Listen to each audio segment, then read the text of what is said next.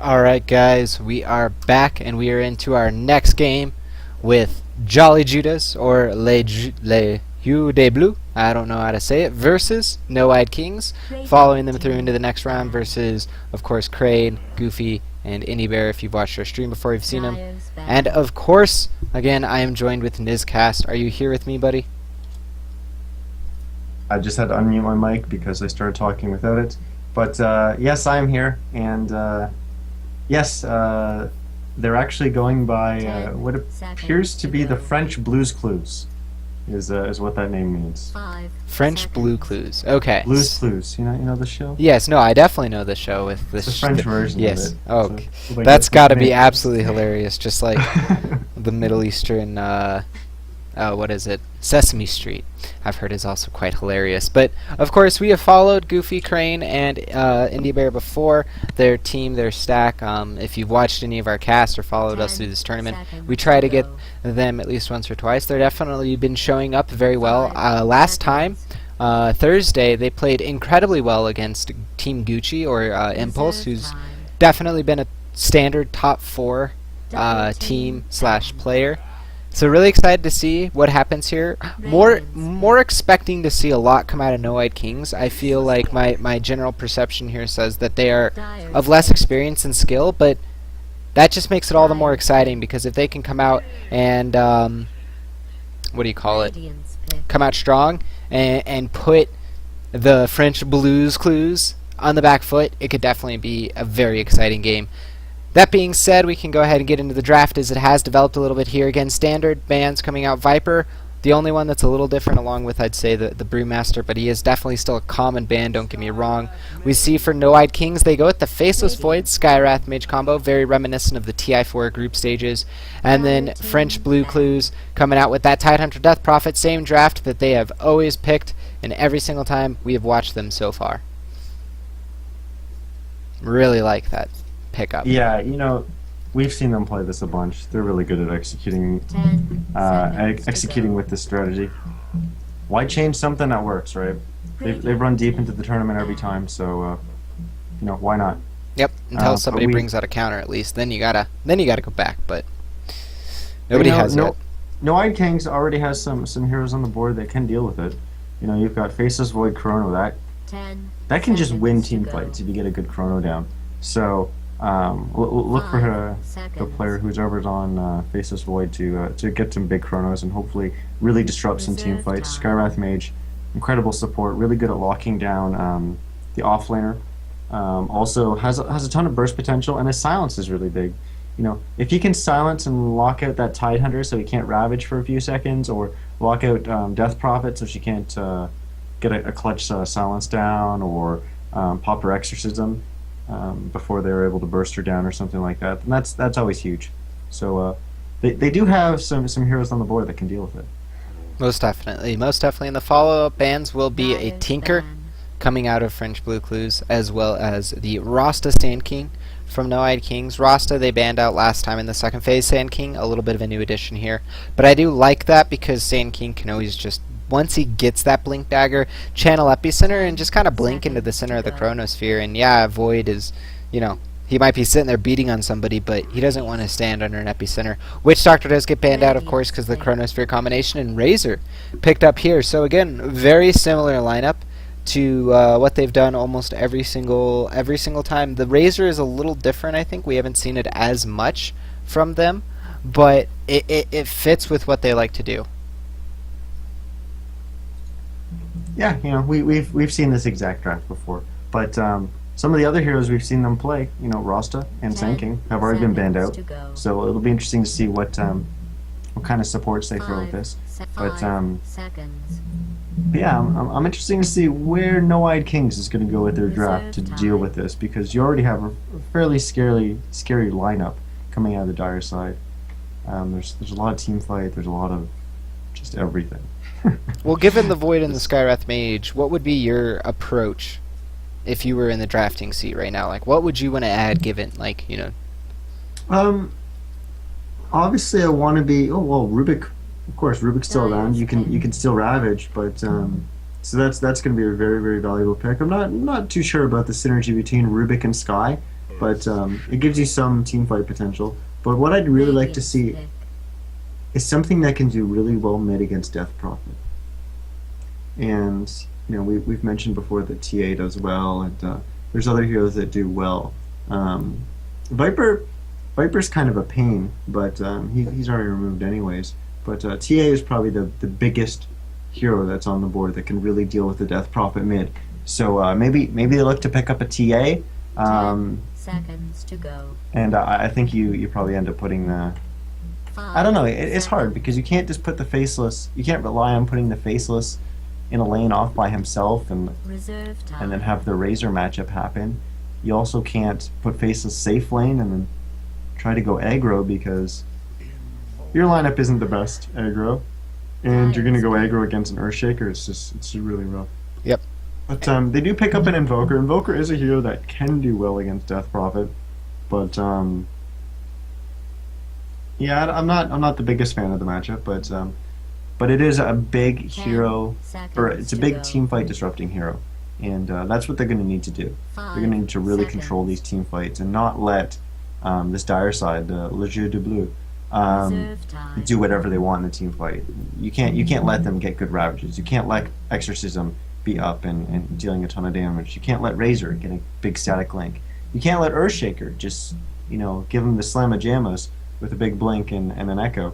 So you have to somehow stop that from happening because there's just too much good that can come out of this dire lineup. So you've got to disrupt that in some way with the Chrono, with the EMP Tornado, something like that. Well, to add to your thoughts, you mentioned the Earthshaker, of course. I really like how Earthshaker can set up fights by himself and change the way it goes. Centaur does get banned out.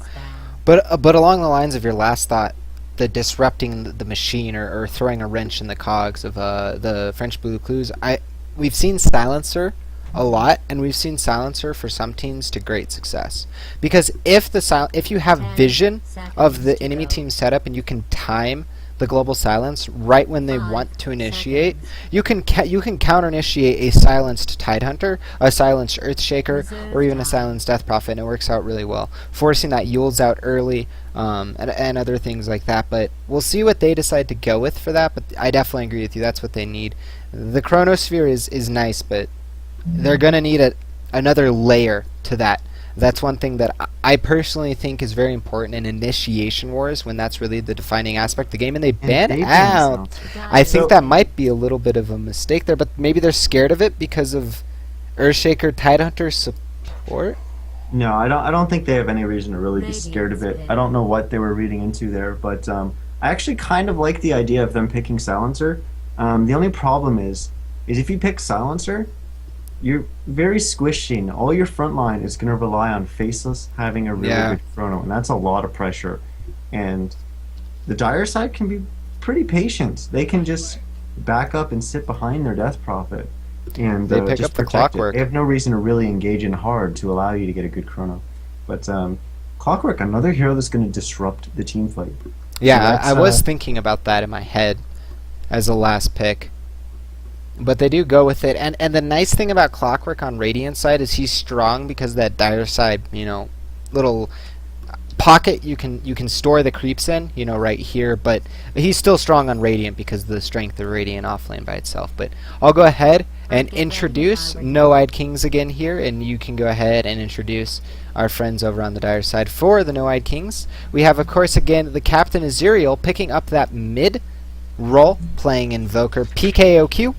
Picking up the Rubik's support, we have Flowers picking up the carry in this situation. We have Azuricakes picking up the Skywrath Mage support, I presume, and of course that leaves Kiwi Murphy, who was our Tidehunter from last game, picking up the offlane Clockwork. Alright, playing on this dire side, we have Le Jeu de Bleu. They were playing as Jolly Judas in previous tournaments, and three of these guys are old teammates of mine. But we've got Goofy on his always incredible Death Prophet. We've got Crane playing the Tidehunter. We've got Sofu on the Razor. We got Indie Bear on the Jakiro, and we got Big Rock on the Earthshaker. But nothing out of the ordinary so far in terms of items from those guys. Yeah, and they did get the control of the jungle. They did rotate through the Radiant side was a little slow to get their lanes, but In the end, sometimes that can work out for you, especially when you know you don't have the level 1 advantage. You don't want to just run out into your jungle, because if they decide to smoke up and go for that, that's 2 or 3 free kills that you could, you know, not give away by just playing passive like this and waiting for your creep wave to come out and then ward. We also see the Rubik picking up both obs and sentries here, which freed up Skywrath Mage to get some more clarities. Yeah, there's a couple things I want to point out here. So we've got our mid matchup. We'll have to see how that goes. I think this is a little bit Death Prophet favor. Actually, we're gonna have a gank mid actually though. They do wrap around, smoked up. Does have the Fissure, gets the block off. He will not be able to run up, but they won't be able to run in either. But honestly, this just means Goofy should be able to sit here, right click, and net that first kill. Great Fissure coming out of Big Rock here, able to perfectly cut that line. So Invoker was on the other side. Kiwi Murphy looks like he's going to run up, but was just running into the river to maybe support his mid lane, but no way he's going to get there in time. But what I was going to point out is that even if our mid lane is nice and even, which obviously it's going to definitely be tilted towards the Dire side, especially with that first gank, you've got an interesting match up top where Clock can't really do anything.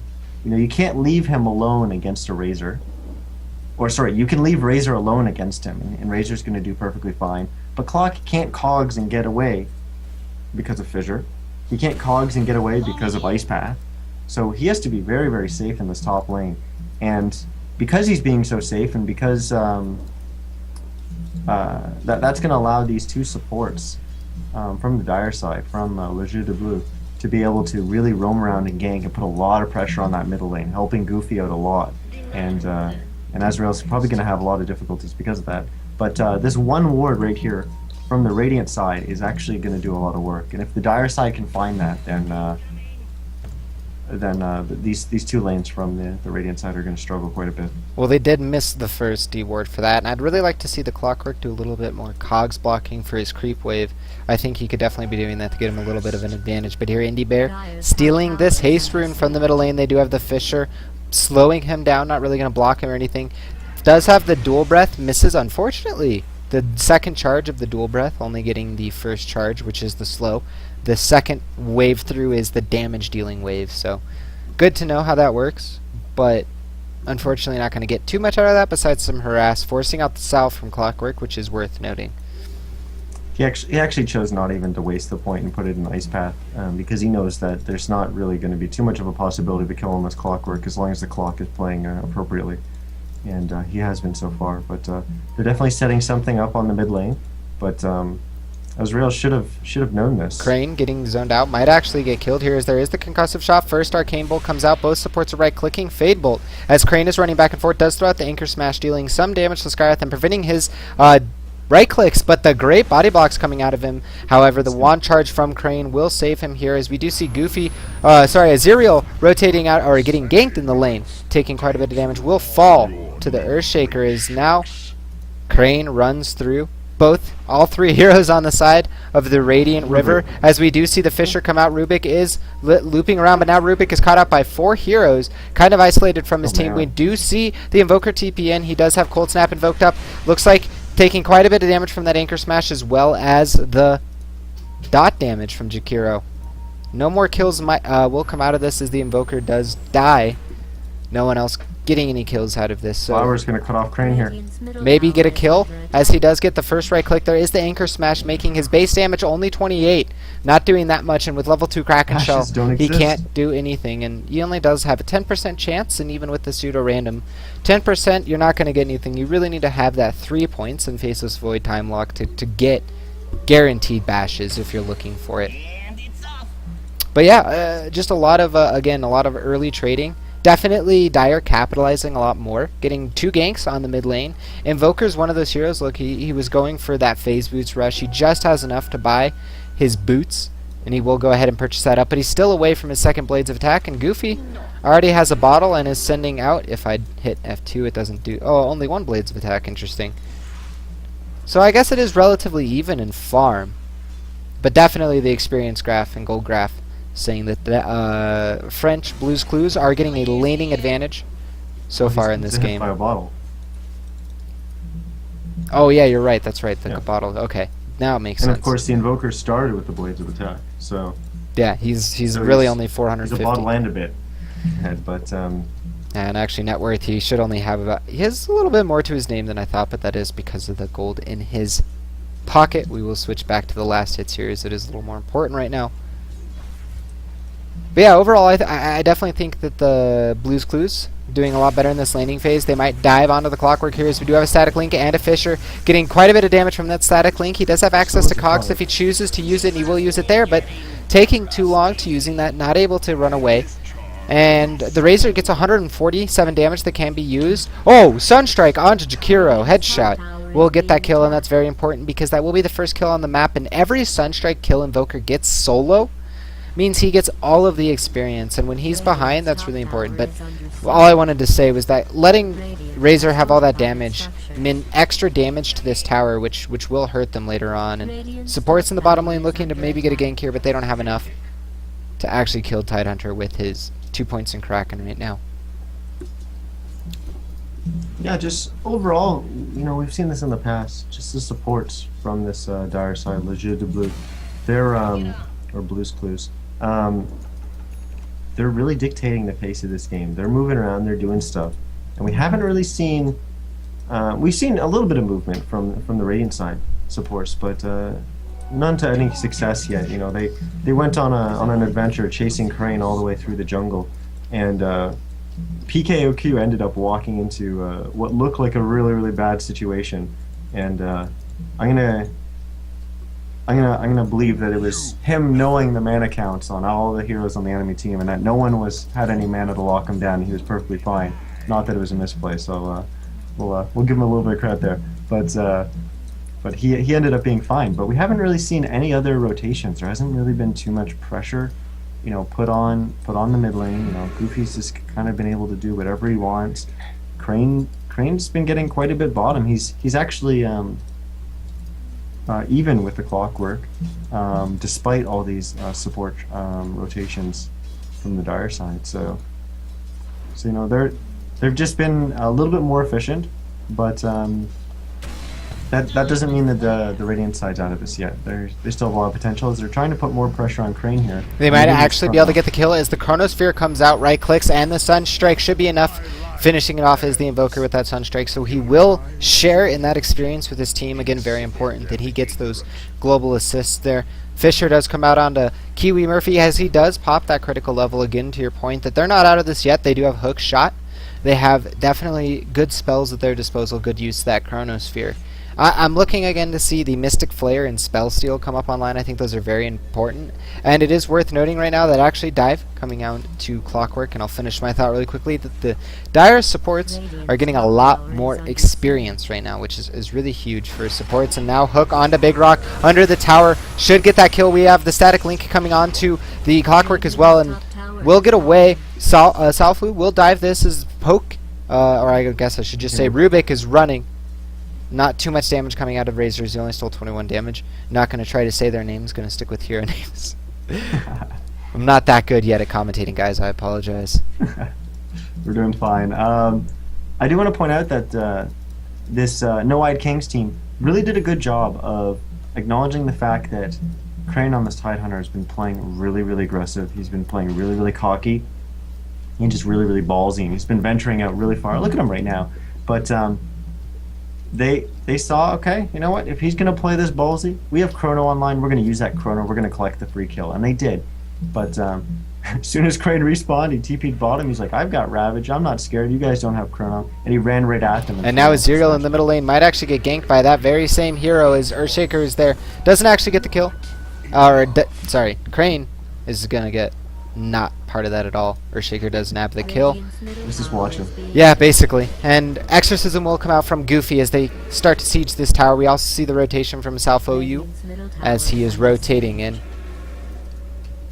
The Skywrath Mage sitting in the background is the first layer of defense, but honestly they shouldn't try to defend this at this point. This tower is going to go down, and now Salfo actually finds the Skywrath Mage, and with a good Fisher, they will clean up that free kill. So again, a little bit over eager there. He shouldn't have been there. His team should have just called and moved on from that point and not tried to defend, but that is a free kill going their way, and it looks like Blue's Clues doing the right thing with their lineup. They got Ravage, they got Exorcism coming off of cooldown not too long from now. It's basically a minute cooldown.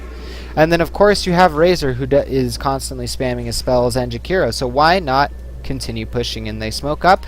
To get in position here is Big Rock. Scouts out the TPs. They do know there are at least 2 heroes here. Invis Rune is spawning bottom lane as Rocket does scout out the rotation from Tidehunter. It looks like Skywrath Mage might actually count out Indie Bear as he is a little bit isolated here. Now the Chrono comes on to Indie Bear and Goofy, hitting 2 heroes. It looks like Skywrath Mage is going to drop down to about 200 HP. Damage coming onto Faceless Void as he does have that Mask of Madness active. Crane getting lifted as he's trying to run in and get that Ravage off. They get the silence as well, and Rubik does die as he tries to get off that Fade Bolt. Crane pops the Ravage, hits 2 heroes, doing quite a bit of damage. A Crypt Swarm dealing a lot of damage to Flowers. Surge Strike misses the mark as Big Rock is getting chased off in the background, and that Plasma Field cleaning up the kill on Aziriel as he does go down. Gush as well, getting down the Faceless Void. So 4 heroes down as Blue's Clues just running into the faces of No-Eyed Kings and getting 4 kills and taking this tower, as that is the 2nd tower in the last minute of play. So that smoke actually played out huge for the Blue's Clues slide. They were able to position themselves really well all over this jungle. There was a flare that went out and it didn't spot anyone, and then all of a sudden Skywrath walked out, and Sky thought he was in really good position to get the Jakiro, and then suddenly he was surrounded. And it wasn't looking good, but the Chrono came out, they were able to kill the Jakiro, and then they were able to back, and they would try to, get their kill and back and get behind the tower and just disengage. Unfortunately, they weren't able to disengage hard enough, and one hero got picked off, and another got picked off, and another got picked off. It was all coming really quick, but yeah, that's kind of how it just went down, and they ended up losing 4 just trying to disengage. But I think they were right to do, kind of the quick, let's get the Jakiro and we'll back Yule's up. up on Goofy. He might be able to get the... No, he doesn't choose to get it. Looks like they're just going to take the ulti into Roshan. Sorry, go ahead and finish up your thought. I thought Rubik was going to get picked off there. No, but they were right to just get that Jakiro kill and try to back. Unfortunately, it just didn't work out. The positioning was just too strong from the Dire side there. But that all comes down to that smoke and just setting themselves up in the jungle properly. And so we gotta give a little bit of credit to the Dire side there. But the Radiant was doing the right stuff. Yep, Roshan does fall as it looks like Aziriel might get caught out here. Gush onto him, slowing him down to about 200 movement speed. Meanwhile, Rubik is caught off by the Death Prophet. Yules comes out onto him, doing quite a bit of damage. The Invoker does fall during this time, trying to keep up with all this action as it is all over the place. 2 heroes falling, and again, I think that's part of the problem right now for the Radiant, and you kind of hit on that, is that they got picked off one by one. In these fights, they're just not together the way that they need to be, and that's either because of lack of information about how the Dire is set up, or just lack of execution in general coming from them, and the two are just combining into the fights going really one-sidedly towards Blue's Clues, leading to this massive advantage. And we see now over 75k gold and over 5,000 experience. So put yourself in No-Eyed King's situation. What would be your calls? What would be your thoughts? What would you be saying right now to your team to get yourselves back into this game? Well, right now they're getting pushed around, and they seemed a little. It seemed like they were all on kind of a different page there, whether or not they were going to engage at Roche, and they weren't on the same page. They need to communicate a little bit better if they're going to be hanging around Roche like that, because obviously they knew Dire was doing Roche. But if they're going to be hanging around Roche, they have to choose to go in as they leap forward with Chronosphere onto Goofy. Yeah, they do throw out the Sunstrike as well as the Arcane Bolt, and that will be a free kill. But yeah, they can't have that indecision. If they're going to hang around Roche, then they're going to be looking for an engage, and they can't have Invoker up really far and Rubik up really far while Void's way in the back. If they're going to be hanging around Roche, Void needs to be up there because that Chrono has to be present. And it turned out that they weren't really going to fight Roche, and then they tried to back, and they lost 2 heroes. We do have the hook on to Razor in the bottom lane as the Sunstrike comes out, as well as the entire team is there to back him up. Static Link onto the Faceless Void with his ultimate running, might be able to kill somebody. Maybe. The Aegis does go down. He might actually be able to get a turnaround kill. We'll see here. Do they have enough focus? Right clicks are coming out as well as spells. Ancient Seal. And it looks like Razor will go down without getting anyone. No! I lie at the last second. Rubik gets picked off in the background. But Razor does fall there. 2 lives for 1 support. Not the worst trade when you were this far behind. And yeah, while you were speaking on that, if you go to the net worth graph right now, it is starting to look really dire, pun intended, for the Radiant here, as the counterparts of their team or sorry, their counterparts are way far ahead, and then like earlier, it was the Invoker was basically 50 gold ahead of the Earthshaker, and the Clockwork is only like 100 or 200 gold ahead of the Jakiro right now. So Dire side is just a lot more rich. Yeah, that in comes general. down to really good rotations. They're getting a lot more value out of this map. They've gotten a couple towers. They've got 3 towers advantage down.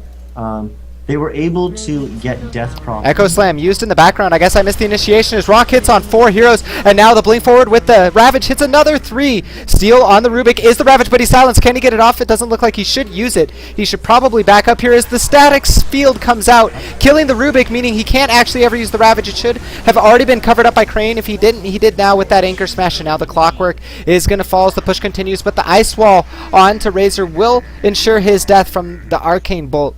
Skywrath Mage nabbing that, and good series of exchange for the Dire. A little bit not what you're winning on the Radiant side. No Eye Kings really wanted to get that Ravage off from Rubik. That was a huge steal, but unfortunately not able to capitalize, as he did die with it up and wishing to either survive or just have got it off, honestly. Yeah, I actually. Oh, we should ping this out. Crane blinked into the trees and he's stuck. But I'll circle it in the VOD for everyone, for Crane when he goes back to watch. I missed Big Rock's positioning there on the Earthshaker, but I wasn't expecting him to initiate, and he jumped in, and that worked out really well for them.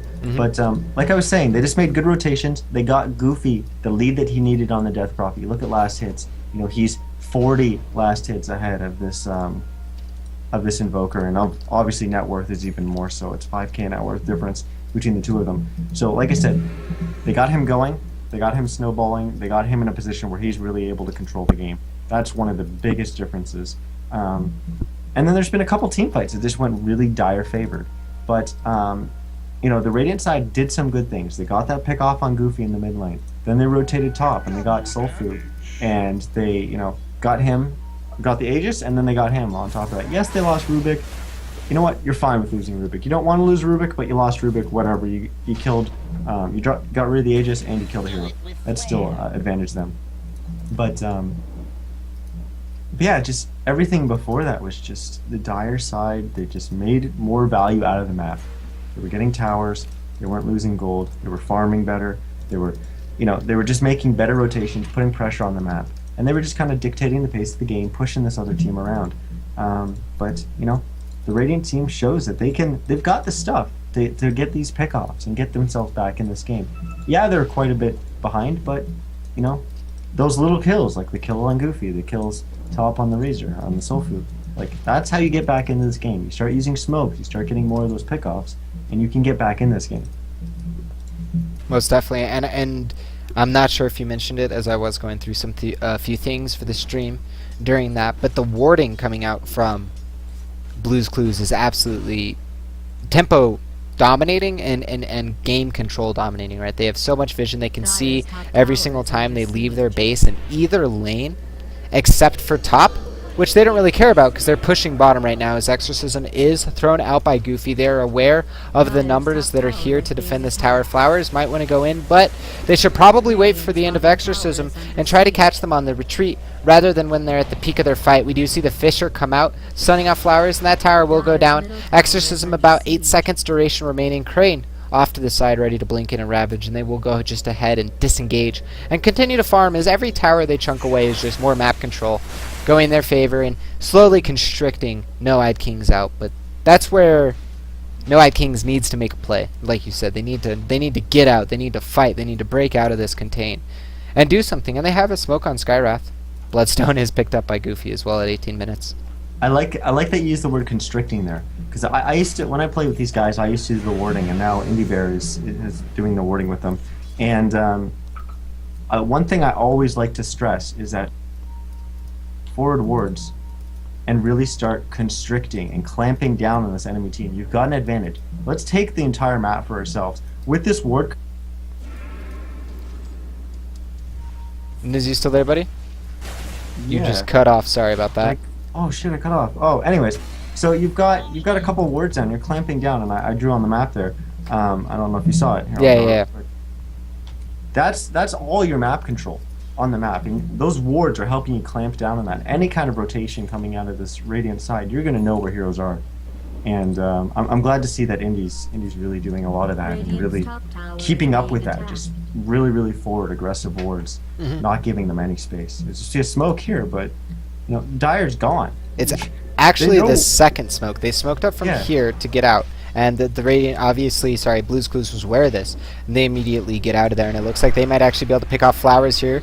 Doesn't look like Goofy's going to throw out the Yules there. But they actually used that second smoke to get away. And what I wanted to point out is by the, just virtue of deduction, Blue's Clues knows exactly where they could be. Because if they're all over here, and they're all missing, and they have vision of their base, they know they have to be the right side of the map, but it looks like a major fight's going to break out here as Goofy does pop the Yules, and now the Ravage onto 4 heroes, or actually 3. Anchor Smash to follow up as well, will not be stolen this time. Goofy gets the Exorcism and will clean up the Clockwork in the back. At the top, it looks like he actually is able to get out. Skywrath Mage does fall, and the Chronosphere coming out of Flowers does hit on multiple. Invoker will turn around to throw down the Meteor, but he dies to the Spirits during that, and now Flowers isolated between multiple heroes. Crane does not have access to Gush, but now he does. Cleaning up that kill as both Rubik and Clockwork are low health, and now Clockwork running back in, trying to get back to his base, but he's between his enemy team and his own base, so it's not like he's going to be able to get there very safely, and he does go down. 4 unanswered kills coming out for Blue's Clues as they continue to push and constrict the map control for the Radiant as the last outer tower falls, and they have all of their towers up, which I'll finish my thoughts with. The reason that Smoke Gank failed is when all of your towers are up, how do you cut between places? You can't to get to ganks, right? You have to go all the way around and then insert, or you can't you can't use these little spots right here to transition because of these towers, and that's where you see tower differences making absolutely huge difference in how the game is played out. Yeah, the towers being up definitely eliminates a bunch of paths that you're going to try to take to go from one place to another across the map, and especially it limits you in your ability to do that with the smoke as well. But like we were saying, with these really forward wards, did they spot where those heroes were going? I don't think they did. However, because they haven't spotted anyone, and you've got your top lane pushed out to here or whatever, and the bottom lane I think was there as well. Well, if none of the Radiant heroes are showing in those lanes, where are they? Obviously they're smoked. And the Dire side did a very good job of backing out. They had a hero up here, and then they were all kind of up together up near their top lane. Well, and things are getting tense over here in Roshan. Sorry to cut you off. Is any minute now one of these teams might initiate. Ravage is on cooldown for a little bit longer. Chronosphere is up. Rocket getting thrown out. We do have Exorcism, and there is the leap forward, and the Chronosphere hitting on 2, but Goofy is not hitting it. Does get that Echo Slam. Hits on 2, a big Echo Slam, but the Death Prophet ulti just cleaning houses. 3 heroes are already down. The Sunstrike will be thrown out by Invoker, but he is cleaned up again from that damage. The blink forward from Big Rock doing quite a bit of damage. As now Clockwork, the last standing hero, will be cleaned up. Ownage is sounded as French Blue's Clues runs away with that fight, and honestly, I just got to give props to Big Rock and Goofy for their positioning. They didn't get hit by Chrono, and their counter initiation just cleaned house. Yeah, unfortunately, the Radiant had to do something there. They needed some big fight to change this game, and a fight at Roche would have been it. If had that gone really Radiant favored, they would have wiped them, they would have got Roche, they would have had Aegis, they would have been able to do more on the map, they probably would have got a tower on the back of it as well. That would have been a really big fight for them, and that's why they really had to push that. But the positioning was just really good from the Dire side. I pinged out right before that initiation was happening that Big Rock was right there, and he was just waiting. And you saw how big that echo was. As soon as the Chrono went in, the initiate, he came in and he 4-man echoed, and that really stopped the potential of that team fight going Radiant favored at all. And it quite clearly was Dire. And the other small thing is that positioning. I'm drawing the line, but he threw a Fisher right here and actually stopped anyone from coming down this. They had 1 hero here, 1 hero here, and 1 hero here. So these 2 heroes, I believe, are the 2 supports, were not able to move, and that's just good stalling tactics coming out of the Earthshaker. But that being said, this game might be coming to a close as the French Blue's Clues will set up for the first high ground push. We do have the Eye of the Storm coming out, stolen by Rubik. However, he does not have the Aghanim's version. It does have some potency, but not enough. Also worth mentioning, he has 700 HP and no mech, and Razor has 1100 with a mech. Fisher is being thrown out, and that tower is getting absolutely dominated completely down now, and it actually looks like Rubik might fall as leap forward by the Faceless Void. This is the kind of Chronosphere they needed onto Goofy as well as Mystic Flare, but now the Ravage hits in the back, clearing up or stunning all of the Radiant team. 2 more getting Ice Path as well as the Fissure, and in the background, the Skywrath Mage is dying to the Exorcism, will buy back to try to get back into this fight, but the only hero about to fall is the Razor, who has the Aegis, and now that is popped. Goofy continuing to go forward as the buyback on the Skywrath Mage might end in a dieback, and we actually see the Invoker fall, and that will be a full 5-man wipe. I would not be surprised to see GG come out of No Eyed Kings here, as again, there it is, and again, just great play coming out of the Dire. A little bit of biasness as they are our friends, but honestly, No Eyed Kings a little bit less experienced than the Jolly Judas, or sorry, Blue's Clues in that game. But overall, it was a fun game to watch. It just kind of snowballed at the end. You know, I mentioned it in the draft. The Chronos are going to have to be really big this game, and they were. He did get some really good Chronos. The problem was there was just so much counter initiation, and the important part was that this Blue's Clues team, they positioned themselves really well on those counter initiate heroes. We saw at that fight at Roche, you know, Big Rock on the Earthshaker was off to the side, and no one on the Radiant side respected his positioning. So he came in, he got a big echo, it turned a fight around. That push mid, you know, there was a big Chrono leapt in, but Crane was standing way in the back. He was waiting to Ravage in response to that. And then he did. He jumped in, he got a big Ravage, and, you know, once again, the fight went really Dire favor. So, like I said, the Chronos were there, but, you know, the counter initiate was just there. And we've seen them play this lineup so many times, and they're just really good at counter initiating and playing it. And once again, we saw them execute really well. Well, definitely a good summary of the game there, Niz. If you guys enjoyed this cast, please, if you're watching through the stream, follow below. If you're watching through Dota TV or you're watching the VODs, you can check out my Twitch channel and follow it. It's /DotaRaptors. My YouTube at YouTube/DotaRaptors, and of course at DotaRaptors for the Twitter. If you enjoyed Niz, please check out his Twitch. It's /Nizcast, and of course his Twitter at Nizcast, which is in the title for you guys. And please stick around. We'll be bringing you guys another game. We enjoy you guys watching, and we hope to bring you guys another awesome game from this Sunday SCS, or Semi-Pro Cup Series, hosted by NA Dota. Wait, before you throw it to music, what's up? Shout out to Flowers, who's hanging out in the chat. Who's also in this game playing the Void. He's been in the Twitch chat. Just shout out to him. Well, awesome. All right, guys. I'm going to go ahead and throw it to music as we get ready into the next game. Thank you for watching again.